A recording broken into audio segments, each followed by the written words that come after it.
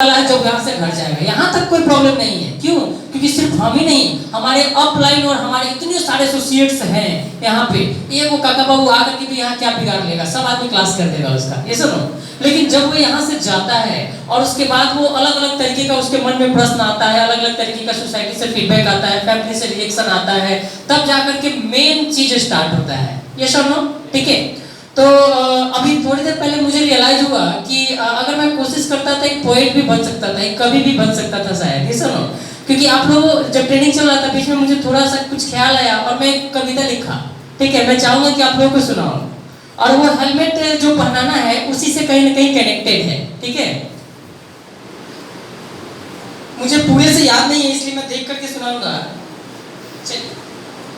कविता ये है, हम चले थे स्मार्ट वैल्यू करने।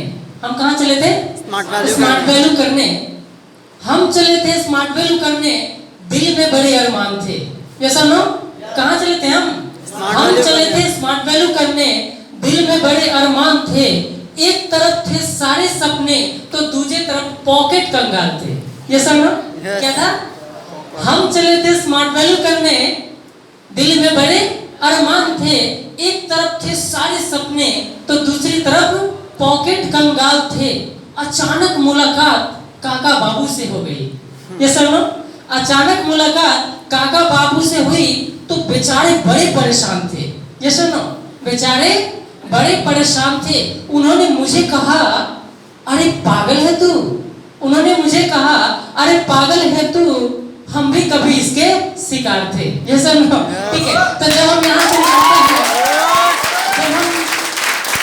से निकलते हैं और मार्केट में जब फर्स्ट टाइम एसटीपी देख करके या फिर जब जाते हैं बोलते हैं भाई ऐसा हम देखिए, चीर देंगे, फाड़ देंगे, गाड़ी खरीदेंगे, बंगला खरीदेंगे, देश जाएंगे, विदेश जाएंगे।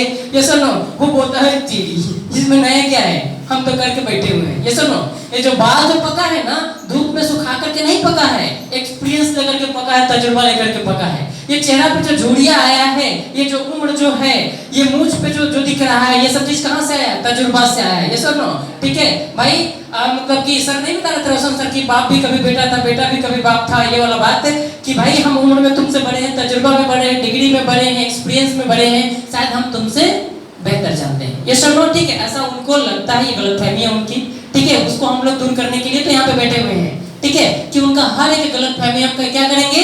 दूर करेंगे। इन बातों को डेफिनेटली हम लोग आगे कंटिन्यू करेंगे।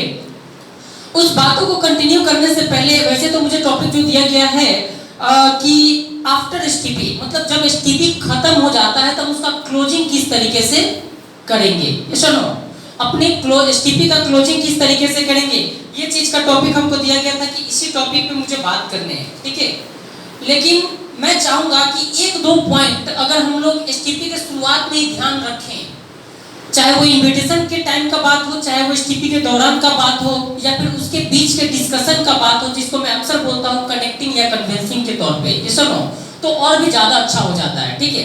तो सबसे पहला चीज, जब हम इनवाइट कर रहे हैं तब भी, या फिर जब हम एसटीपी कर रहे हैं तब भी, तो कुछ चीजों को आवश्यकता होती है लिखने की, समझने की, जिस चीज को आप देखिएगा कि सामने वाला इंसान जिसका, अगर हम टेबल एसटीपी कर रहे हैं तो ज्यादा बेहतर तरीके से कर सकते हैं, नहीं हम हॉल एसटीपी कर रहे हैं तो कोशिश हमारा यही रहेगा कि थोड़ा बातचीत करके, डिस्कशन करके इतना जजमेंट कर सके कि सामने वाला का मतलब कि किस तरीके का सोच रखने वाला इंसान है, हाँ या ना, ठीक है।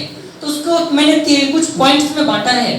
पहला जो पॉइंट है वो है डिजायर फैक्टर। क्या है? डिजायर, मतलब हम ये जानने का कोशिश करेंगे कि सामने वाले का चाहत क्या है। ये सुनो, किस क्षेत्र में वो मतलब कि ज्यादा सोचता है, ज्यादा बेहतर करने के बारे में सोचता है, ठीक है। तो उसको क्या बोलते हैं? डिजायर, DESIRE आप लोग लिख सकते हैं, ठीक है। डिजायर फैक्टर उसका जानने का कोशिश करेंगे। ये सुनो, ठीक है, सामने वाले का चाहत, सामने वाले का ताकत। ये सुनो, दूसरी नंबर बात करते हैं, डिजायर तो हमने जान लिया। सपोज अगर किसी इंसान के अंदर, जरूरी तो नहीं कि हर इंसान के अंदर डिजायर हो, तो किसी के अंदर आपको मिल जाएगा फियर, डर, हर एक चीज, किसी चीज का डर, टेक्नोलॉजी का डर, स्टेज का डर, फॉर्मल ड्रेस कोड का डर, ये सुनो, पब्लिक स्पीकिंग क्वालिटी का डर, इंग्लिश का डर, हाँ या ना, ठीक है। अलग अलग चीजों का डर दिख जाएगा, या फिर उसका जो भी कमजोरी है उससे वो डरता है, वो डर दिख जाएगा। अगर हम उसको ये बताने का कोशिश करें कि भाई जो आपका कमजोरी है वो आपका ताकत बन सकता है और आपका डर हमेशा के लिए खत्म हो सकता है तो क्या है,